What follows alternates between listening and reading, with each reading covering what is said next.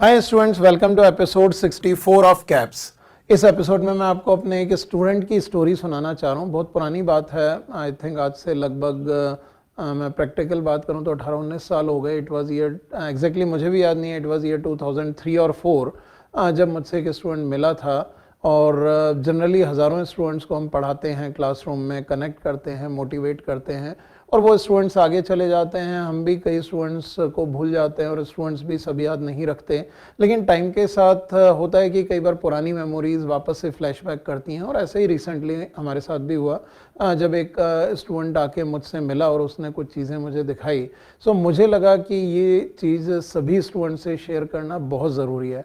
और आप में से जिन भी स्टूडेंट्स ने इस स्टूडेंट्स के बारे में मेरे लाइव सेशंस में सुना है तो वो काफ़ी मोटिवेट हुए होंगे।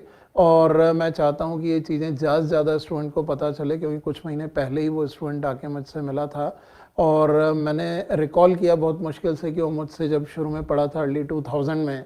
तो वो स्टूडेंट क्लास 10th के बाद मेरे पास आया था, जब उसके पास पैसे भी नहीं थे कोचिंग करने के, कोई गाइडेंस भी नहीं थी और उसका कंसर्न सिर्फ इतना सा था कि सर मुझे आईआईटी बॉम्बे में एडमिशन लेना है, क्योंकि आईआईटी बॉम्बे में जो स्टूडेंट्स पहुंच जाते हैं वहां से फ्यूचर में बड़ी कंप्यूटर इंडस्ट्रीज़ में जॉब मिल जाती है और करोड़ों के पैकेज होते हैं। मेरी फैमिली बहुत डिस्टर्ब्ड है, हम इकोनॉमिकली बहुत लो हैं, मेरे पास तो कोचिंग की फ़ीस के लिए भी पैसे नहीं हैं, बट हमने सुना है कि आप हेल्प करते हैं बच्चों की, अगर आप मुझे पढ़ाएंगे तो मैं कुछ ना कुछ ज़रूर करके दिखाऊंगा और अपने जैसे स्टूडेंट्स की और हेल्प करूंगा।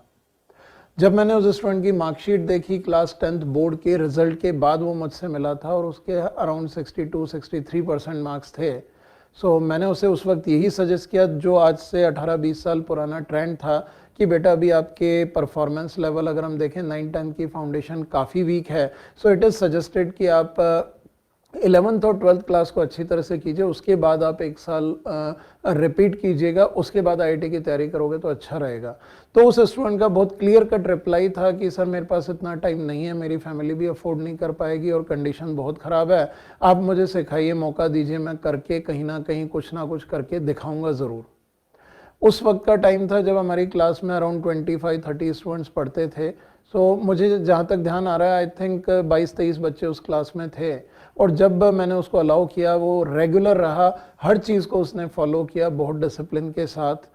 लेकिन मुझे याद नहीं है कि वो एक भी बार स्टूडेंट 22-23 स्टूडेंट में बॉटम 3 से कभी ऊपर उठ पाया हो, क्योंकि उसकी फाउंडेशन बहुत वीक थी। वो बहुत मस्ती करने वाला स्टूडेंट था, उसने पढ़ाई अप टू 10 ना के बराबर करी थी। अब 10th की परसेंटेज 62-63% से भी रिलेट कर सकते हैं कि बहुत अच्छा स्टडी उसका एनवायरनमेंट नहीं रहा और उसने कोशिश करी, लेकिन वो चीज़ों को क्योंकि रिलेट नहीं कर पाया, प्रोसेसेस फॉलो करने से ही सब कुछ नहीं हो पाया। उसको प्रोसेसेस 9th और 10th में भी फॉलो करनी थी, जो एकेडमिक्स की मिनिमम प्रोसेसेस होती हैं।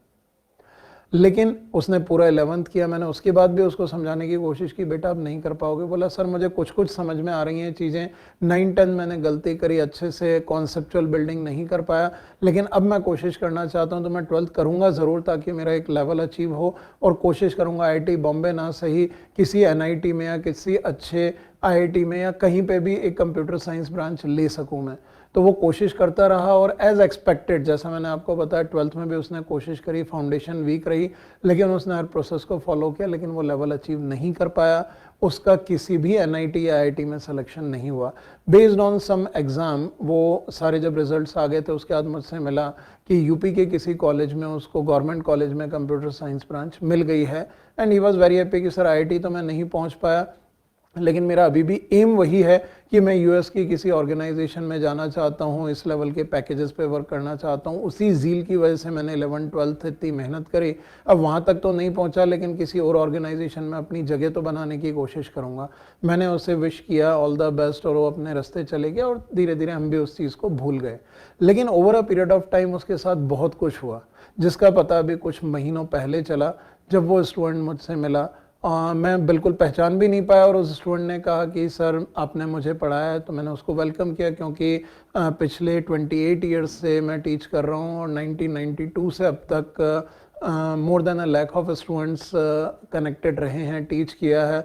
उनमें कई ऐसे जो ऑल इंडिया रैंक 1 या सिंगल डिजिट रैंक तक पहुँचे, कई परफॉर्मर नहीं भी बन पाए जैसा ये स्टूडेंट था, क्योंकि उस लेवल तक पहुँचाने का काम हमारा नहीं है। हम प्रोसेसेस बताते हैं, लेकिन जो स्टूडेंट अपनी ज़ील से प्रोसेसेस को और गाइडेंस को फॉलो करता है, वो अपने मुकाम हासिल करता है। अच्छे टीचर्स बहुत अवेलेबल हैं।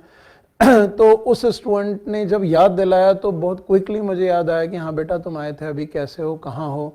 सो उसने बताया कि मैंने अपना कॉलेज पास आउट किया, एक जॉब करी, उसके बाद भी मेहनत करा, कुछ ऑनलाइन कोर्सेज करे और फिर आगे बढ़ा।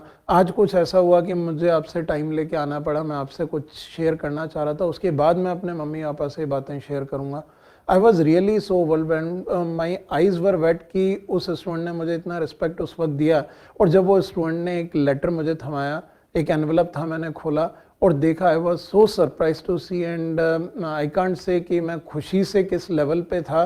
वो लेटर था उसके पास माइक्रोसॉफ्ट का सीनियर डेवलपर का अपॉइंटमेंट लेटर, जहाँ पे वो उस लेवल को टच कर चुका था जो वो ड्रीम करता था। इस package was around 1.9 crore per annum CTC, और ये कुछ महीनों पहले की बात है। और उसने कहा कि सर आपने एक चीज़ मुझे सिखाई थी जिसको मैंने फॉलो किया, जो मैंने बचपन में लूज़ करी थी, कि मैं धीरे धीरे अपनी चीज़ों से डिस्ट्रैक्ट होता रहा। मुझे कभी खेलना अच्छा लगता था, कभी कुछ अच्छा लगता था, मैंने ये ध्यान नहीं दिया कि मेरे पेरेंट्स उतने कैपेबल नहीं है, उस लेवल पे मुझे सपोर्ट नहीं कर सकते। लेकिन 11th के बाद जो आपने मुझे सिखाया कि बस अपनी प्रोसेसेस को फॉलो करो, गाइडेंस के ऊपर रिग्रेसली लगो। और फाइनली मैंने उन्हीं चीज़ों के साथ अपना एक एक मिनट यूज़ किया, टाइम के साथ अपनी हेल्थ का भी ध्यान रखा, क्योंकि आप बताते रहते थे हेल्थ का भी ध्यान रखना है।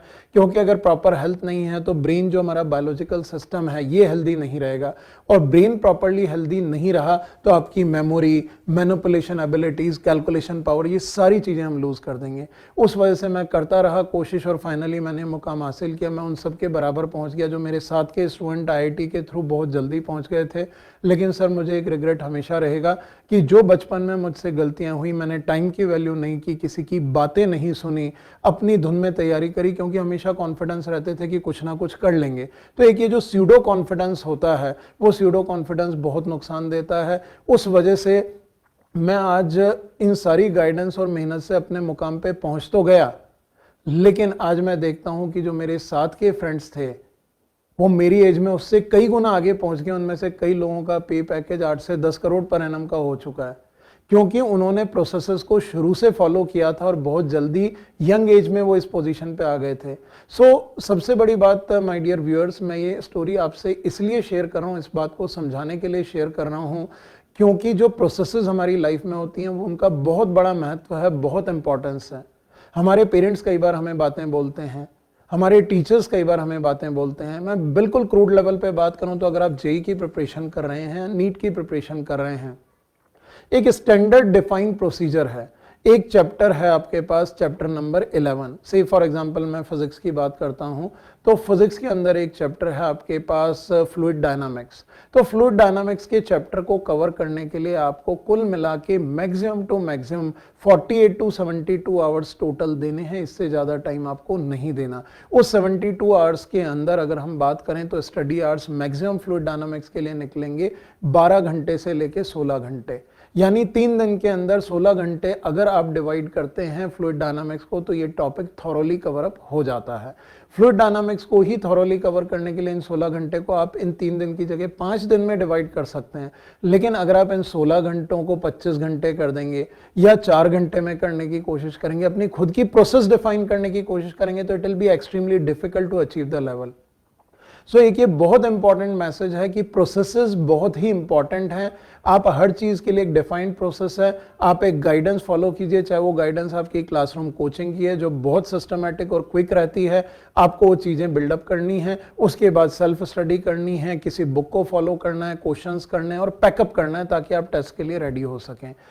सेम जो स्टूडेंट सेल्फ स्टडी कर रहे हैं, क्योंकि हर स्टूडेंट क्लासरूम कोचिंग अफोर्ड नहीं कर पाता, अगर आपके लिए अफोर्डेबल नहीं है, आप ऑनलाइन स्टडी कर रहे हैं, बुक से स्टडी कर रहे हैं, तो भी आपको डिफाइन करना पड़ेगा, प्लानिंग करनी पड़ेगी, डिफाइन करना पड़ेगा आप किस टॉपिक को कितना टाइम देंगे। अगर आप रैंडम चल रहे हैं, अपने खुद के प्रोसेसेस डिफाइन करने की कोशिश कर रहे हैं कि मुझे बस सिलेबस कंप्लीट करना है, कोई प्लान नहीं है, so in that case my dear student it will be very difficult कि आप चीज़ों को अचीव कर लें।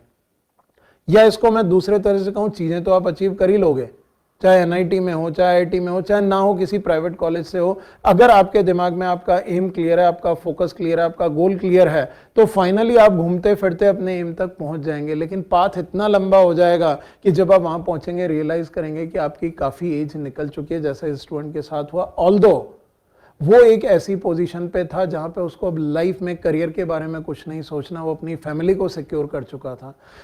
पहले भी मैं कई बार कैप्स में ये बातें कर चुका हूं कि हमारे ब्रिलियंट, एक्स्ट्राऑर्डिनरीली ब्रिलियंट करियर सिर्फ पढ़ाई से नहीं बनते, डिटर्मिनेशन से बनते हैं, डेडिकेटेड हार्डवर्क से बनते हैं। लाइफ में ठोकरें खाते हुए आप अपने एम तक पहुंच जाएंगे अगर डिटरमाइंड है तो। लेकिन अगर आपने प्रोसेसेस फॉलो करें, यानी अर्ली क्लास से 6th या 7th क्लास, ये एक ऐसी क्लास होती है जहां से अगर आपने प्रोसेसेस फॉलो करना शुरू कर दिया अपनी एकेडमिक्स के साथ, स्पोर्ट्स के साथ, अपनी हेल्थ के साथ, लाइफस्टाइल के साथ, फैमिली टाइम के साथ, उन टाइमलाइन को मीट आउट करना शुरू कर दिया, तो डिफाइंड एकेडमिक प्रोसेसेस से आपके पास शॉर्टकट मिलता जाएगा। अगर आप एक गाइडेंस के साथ चल रहे हैं, उस गाइडेंस को फॉलो कर रहे हैं, कहीं डेविएट होते हैं, आप अपने गाइड से कनेक्ट कीजिए, पेरेंट्स से कनेक्ट कीजिए। पेरेंट भी बच्चों को मैं चाहूंगा गाइड करें कि अपने एक्सपीरियंस पर्सन जो उनको गाइड कर सकते हैं उनको गाइड करें, पेरेंट्स डायरेक्टली गाइड ना करें, क्योंकि पेरेंट्स ने जिस एज में सक्सेस हासिल करी है, जिस लेवल से हासिल करी, वो टाइम अलग था, आज टाइम अलग है। इस प्रोसेस के साथ जब आप चलेंगे तो आपको हमेशा शॉर्टकट मिलेगा। So bottom line is, if you are following a process, it is always a shortcut for life. Always remember, मैं कई बार कहता हूँ, time once gone is gone forever.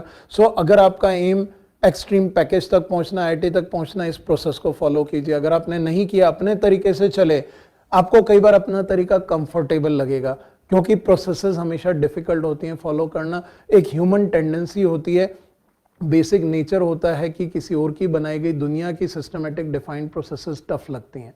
उस टफ तरीके पे चलना डिफिकल्ट लगता है, हम अपने तरीके से चलते हैं। लेकिन डिटरमाइंड है तो घूम के पहुंच तो जाएंगे, लेकिन आपकी एज थोड़ा सा लेट हो जाएगी।